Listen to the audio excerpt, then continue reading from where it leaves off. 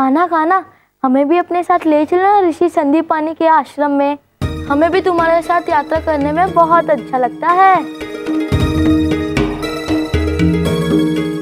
और फिर तुम यहाँ नहीं रहोगे तो तुम्हारे बिना हम सबका मन भी तो नहीं लगता ना। हाँ कान्हा। मित्रों, मैं भी तुम सबको अपने साथ ले जाना चाहता हूँ, किंतु ये उचित समय नहीं है। मुझे अकेले ही जाना होगा।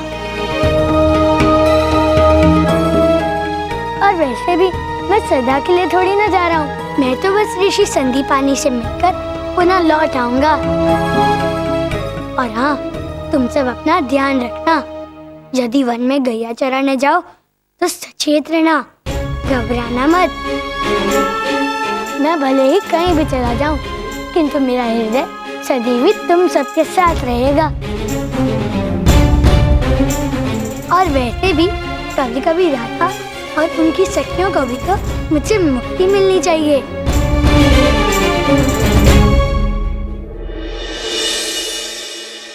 राधा, क्या हुआ? तुम्हें तो प्रसन्न होना चाहिए। आज पूरे दिन में तुम्हें कोई भी नहीं छेड़ेगा। क्या तुम्हें भी मेरी याद आएगी? मुझे तुम्हारी याद क्यों आने लगी? तुम्हें याद करने के लिए तुम्हारी साथी ही बहुत है। और आज मैं खूब खेलूंगी, घूमूंगी, बिना किसी रोक टोक के, समझे? ठीक है राधा, कोई बात नहीं, मैं चलता हूँ। हाँ हाँ, जाओ जाओ और आराम से आना, कोई शीघ्रता नहीं है।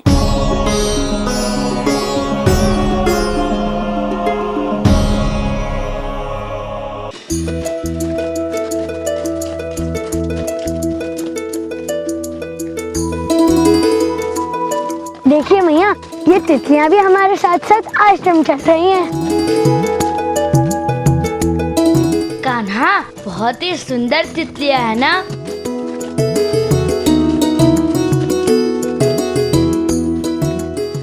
लगता है ये भी किसी ऋषि मुनि का आश्रम है बाबा।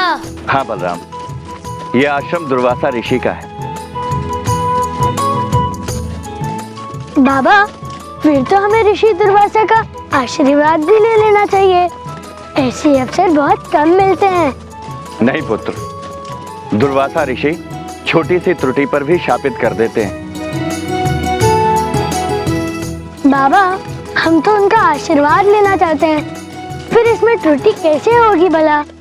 बाबा चलिए ना, आशीष लेकर हम आश्रम से चले आएंगे।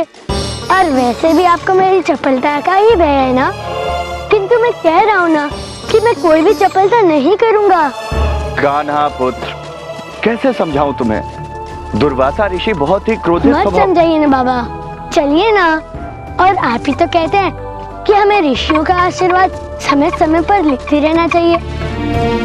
और आप ही सोचिए, यदि ऋषि को ज्ञात हुआ कि हम उनके आश्रम के समीप से गए और उनका आशीर्वाद भी नहीं लिया, तब भी तो वो क्रोधित हो सकते हैं। हाँ आदि, मैं भी कान्हा की बात से सहमत हूँ।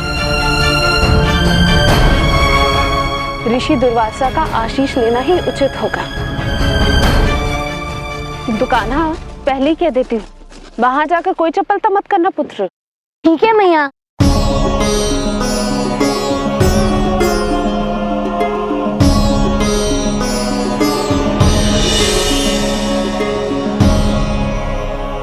सखियों, तने के कार्य करो, मेरा बड़ा ही उपकार होगा। जाकर देखो तो सही कि वो राधा हमें याद भी कर रही है या नहीं।